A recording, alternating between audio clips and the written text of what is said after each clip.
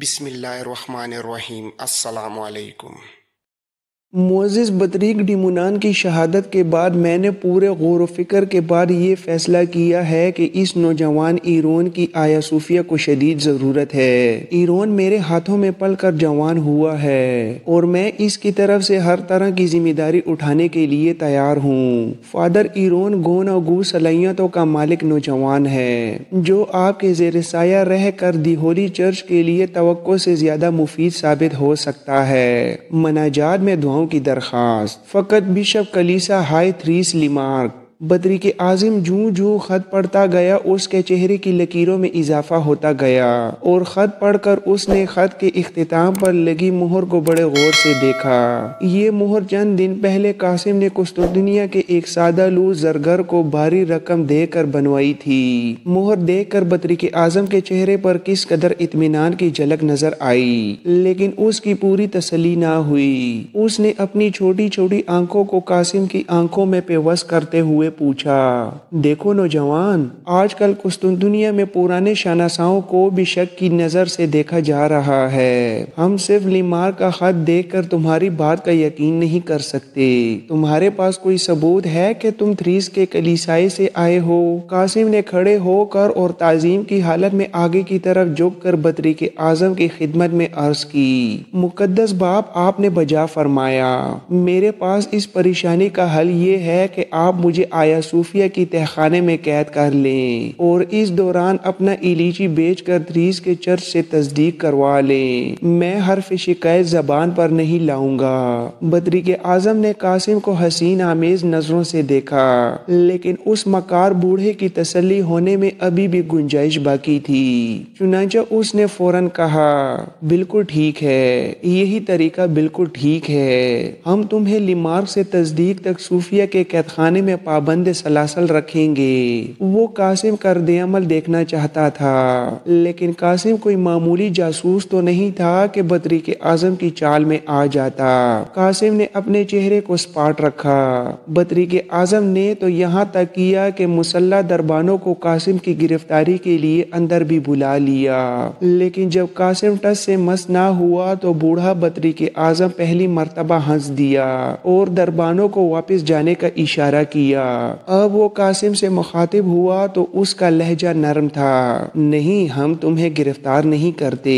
تمہیں اگر لیمارک نے بھیجا ہے تو یقیناً قسطنطنیہ کی بہتری کے لیے بھیجا ہوگا۔ اچھا ہوا تم آ گئے۔ عثمانی سلطنت میں موجود ہمارے سینکڑوں کلیساؤں کا انچارج ڈیمونان تھا۔ اب ہمارے لیے یہ مشکل ہے کہ ہم عثمانی سلطنتوں میں پھیلے اپنے جاسوسی کے نظام کو سنبھال سکیں۔ تم اگرچہ ابھی صرف فادر ہو اور ڈیمونان کا سارا کام نہیں سنبھال سکتے، لیکن تم ہمارے براہ راست ماتحت رہ کر عثمانی سلطنت میں موجود کلیساؤں کا کام نمٹانے میں ہماری مدد تو کر سکتے ہو۔ چنانچہ میں تمہیں اپنا مشیر برائے کلیسائی خارجہ مقرر کرتا ہوں۔ 3 روز بعد یہاں دونوں کلیساؤں کی مجلس منعقد ہونے والی ہے۔ ایسے موقع پر اگر مشرقی کلیساؤں کی بات چل نکلی تو مجھے تمہارے مشورے کی ضرورت پڑے گی۔ کیا تم اپنے آپ کو اس کام کے لیے تیار پاتے ہو؟ قاسم کے دل میں خوشی سے لڈو پھوٹ رہے تھے۔ اسے بالکل بھی توقع نہیں تھی کہ اسے اتنے اہم کام پر مامور کیا جائے گا۔ وہ تو چاہتا ہی یہی تھا کہ کسی طرح دونوں فرقوں کی مجلس کو سبوتاژ کر سکے۔ چنانچہ قاسم نے فوراً جواب دیا، جی مقدس باپ، میں آپ کو ابھی بتا سکتا ہوں کہ ایڈریا، نوپل، تھریس، سربیا، بوسنیا، ولیشیا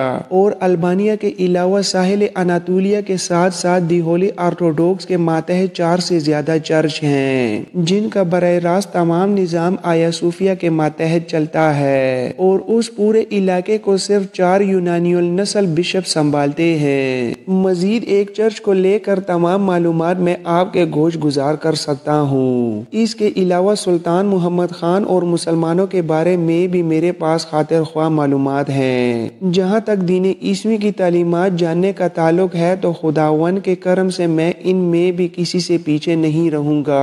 कासिम ने बड़ी तफसील के साथ बतरीक आजम को जवाब दिया और पहली बार बतरीक के चेहरे पर मुकम्मल इत्मीनान की झलक नजर आई। ये कासिम की खुशनसीबी थी कि मजलिस के सिर्फ 3 रोज कबल कासिम इतनी बड़ी मुहिम सर करने में कामयाब हो गया। अब उसे पूरे एतमाद और एहतियात के साथ अपना मनसब निभाना था।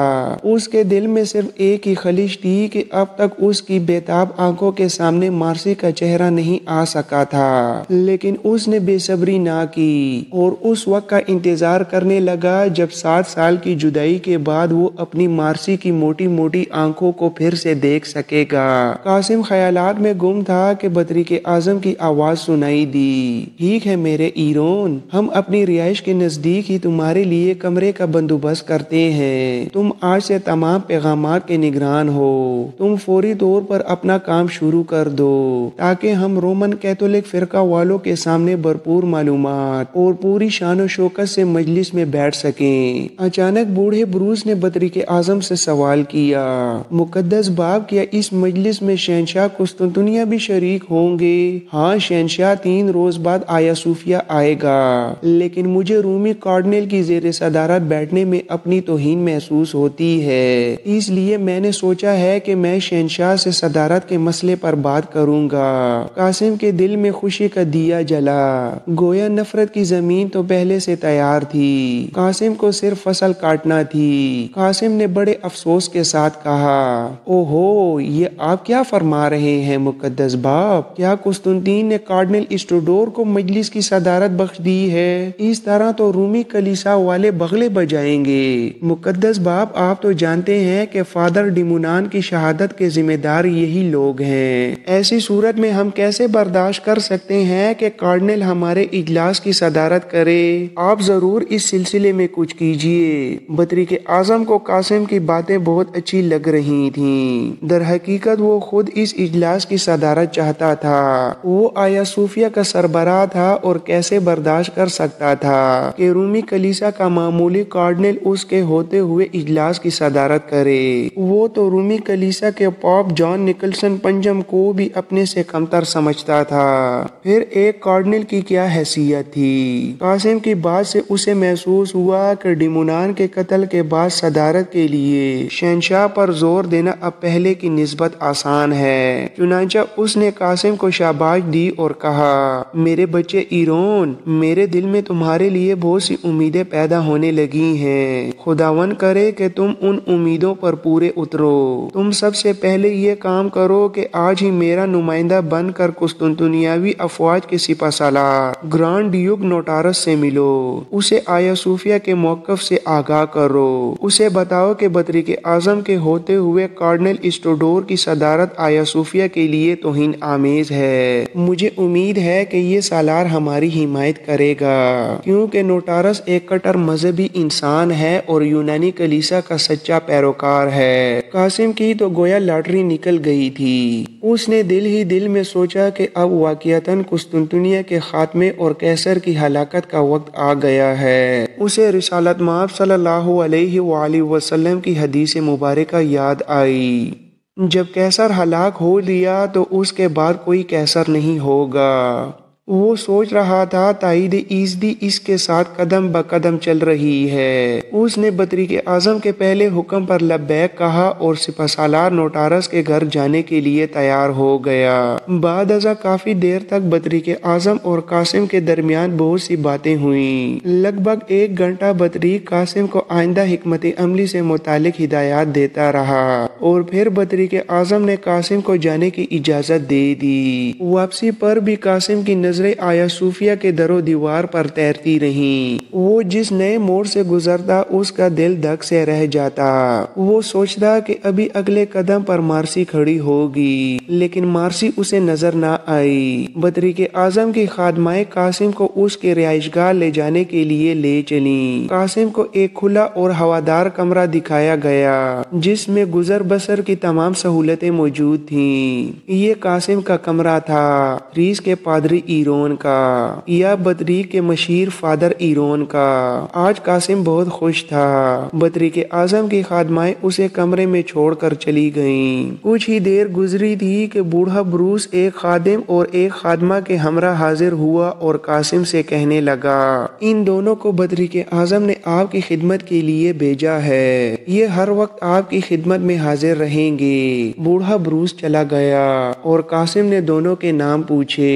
لڑکی کا نام سونیا اور لڑکے کا نام ڈیوڈ تھا۔ سونیا ولیشیا کی رہنے والی تھی اور ماں باپ کے مرنے کے بعد اکیلی رہ گئی تھی۔ چنانچہ حوادثات زمانہ سے بچنے کے لیے اس کے دل میں یہی ترکیب آئی کہ وہ کسی محفوظ چرچ کی خادمہ بن جائے۔ چنانچہ وہ آیا صوفیہ چلی آئی اور ڈیوڈ جرمنی کا رہنے والا تھا جو اپنی گزشتہ زندگی میں ایک ظالم یہودی کی غلامی میں پل کر جوان ہوا تھا۔ آیا صوفیہ کا ایک بشپ جرمنی کے دورے پر گیا تو اس نے ڈیوڈ کو دین مسیح قبول کرنے کی دعوت دی۔ ڈیوڈ غلامی سے تنگ تھا، چنانچہ اس نے یہ دعوت فوراً قبول کر لی۔ بشپ نے ظالم یہودی تاجر کو کلیسا کے خزانے سے رقم ادا کر کے آیا صوفیہ کی خدمت کے لیے خرید لیا اور یوں ڈیوڈ یہودی تاجر کی غلامی سے نکل کر آیا صوفیہ کی غلامی میں آ گیا۔ سونیا کے نین تیکھے تھے اور چہرہ کھلتا ہوا تھا۔ وہ مسکراتی تو اس کے سامنے کے دانت موتیوں کی طرح جگمگانے لگتے۔ قاسم نے دونوں خادموں کو کمرے میں ضروری اشیاء کی فراہمی پر مامور کیا اور خود انہیں کچھ بتائے بغیر کمرے سے نکلتا چلا گیا۔ وہ سرائے سے ضروری سامان لینے جا رہا تھا۔ شام تک قاسم آیا صوفیہ میں پوری طرح مقیم ہو چکا تھا۔ اس نے ایک ایک شخص دیکھ لیا لیکن اسے مارسی کہیں نظر نہ آئی۔ اب اس کے صبر کا پیمانہ لبریز ہونے والا تھا۔ وہ یہاں تریس کا پادری بن کر آیا تھا، اس لیے وہ کسی سے مارسی کے بارے میں پوچھ نہیں سکتا تھا، خصوصاً اپنے دونوں خادموں پر تو اسے ذرا بھر اعتماد نہیں تھا۔ اسے یقین تھا کہ یہ دونوں اس کے ایک ایک پل کی خبر بطریق اعظم تک پہنچائیں گے۔ ایسی حالت میں وہ کیا کرتا؟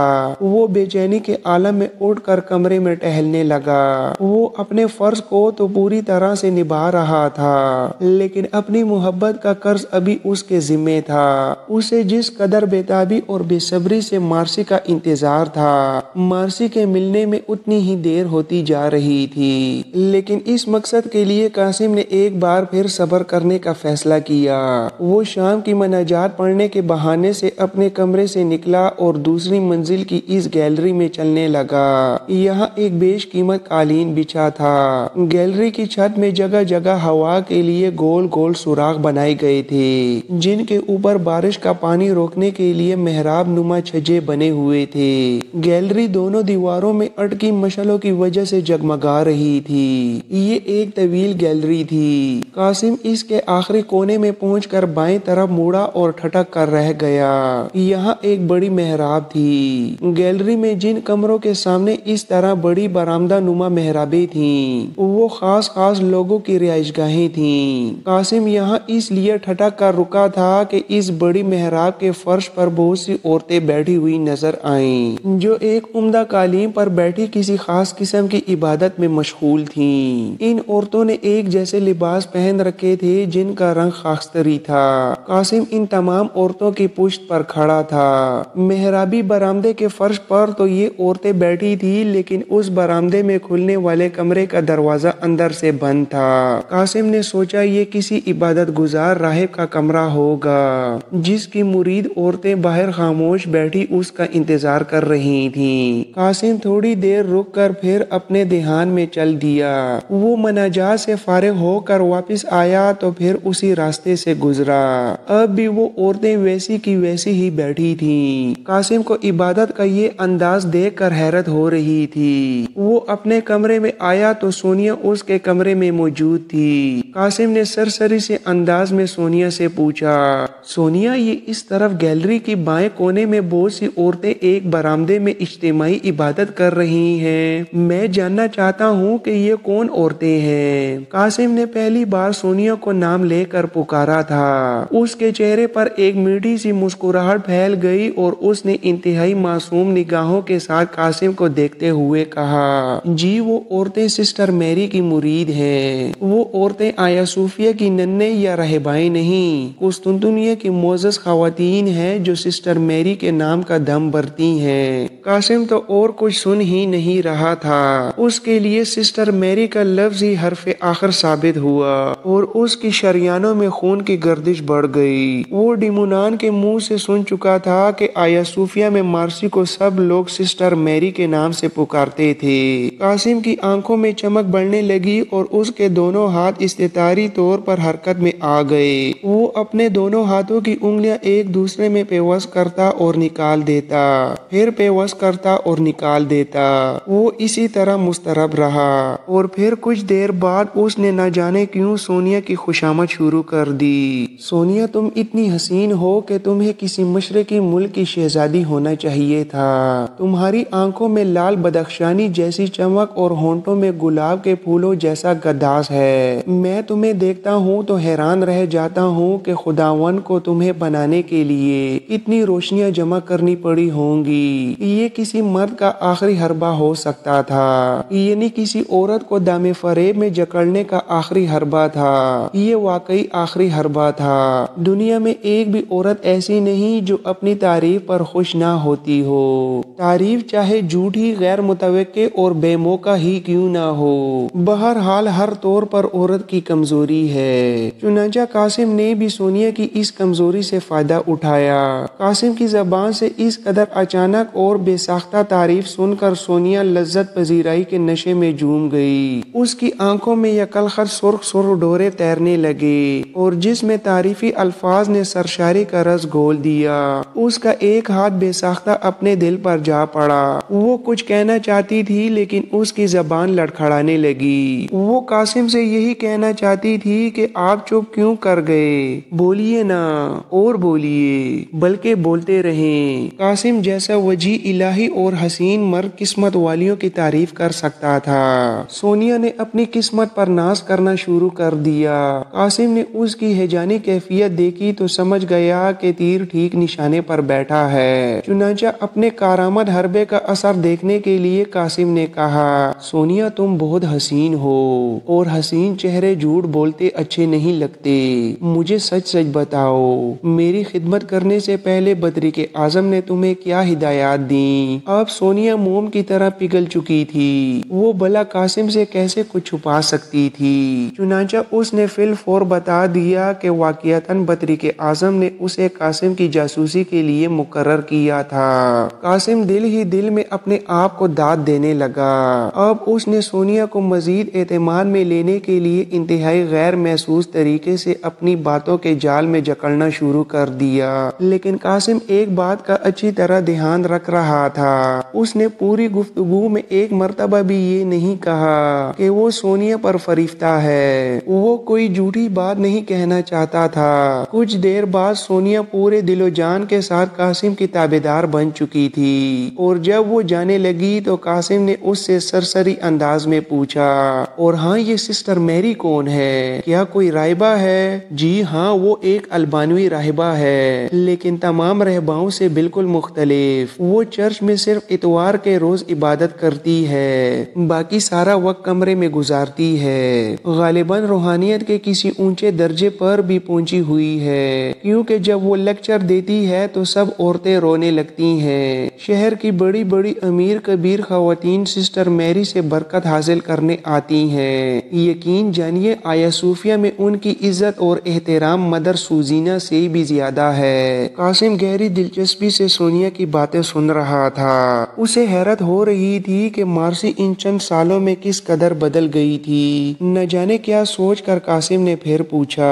کیا ان کے لیکچر میں صرف عورتیں ہوتی ہیں، مرد نہیں ہوتے؟ جی بالکل نہیں، وہ عموماً مردوں کے سامنے تو آتی ہی نہیں، اکثر پردے میں رہتی ہیں۔ ہاں کبھی کبھی تہوار یا کرسمس کے موقع پر وہ جب اجتماعی عبادات میں شریک ہوتی ہیں تو بغیر حجاب کے ان کا چاند کی طرح روشن چہرہ دیکھ کر شرکائے محفل دیوانے ہو جاتے ہیں۔ سونیا نے آخری الفاظ شرارتاً مسکراتے ہوئے کہے۔ وہ اب قاسم کے ساتھ خاصی بے تکلف ہونے کی کوشش کر رہی تھی۔ اسے قاسم کے پاس رکے ہوئے کافی دیر ہو گئی تھی، لیکن پھر بھی اس کا جی جانے کے لیے نہیں چاہ رہا تھا۔ اب وہ دروازے کی طرف مڑی اور مسرت سے بھرا ہوا دل لیے نکل گئی۔ قاسم کو مارسی کا سراغ مل چکا تھا، لیکن مارسی کے بارے میں یہ سن کر اس کے دل میں طرح طرح کے خدشات سر اٹھانے لگے۔ کبھی وہ سوچتا کہ یہ البانوی کنیز کی وہ بیٹی نہیں ہے جو لالا شاہین کی یادگار میں اس سے ملنے آیا کرتی تھی، اور کبھی وہ یہ سوچتا کہ مارسی اب ایک مقدس اور باوقار راہبہ بن چکی ہے، لہٰذا اسے سسٹر میری سے دوبارہ مارسی بنانا آسان نہیں ہوگا۔ وہ تو یہ بھی سوچ رہا تھا کہ کیا مارسی دوبارہ اسلام چھوڑ کر عیسائیت میں داخل ہو چکی ہوگی، حالانکہ وہ مسلمان ہو چکی تھی اور ابتدائی اسلامی تعلیمات بھی حاصل کر چکی تھی، لیکن اس کے دل نے جواب دیا کہ نہیں، مارسی نے اسلام کو نہیں چھوڑا ہوگا۔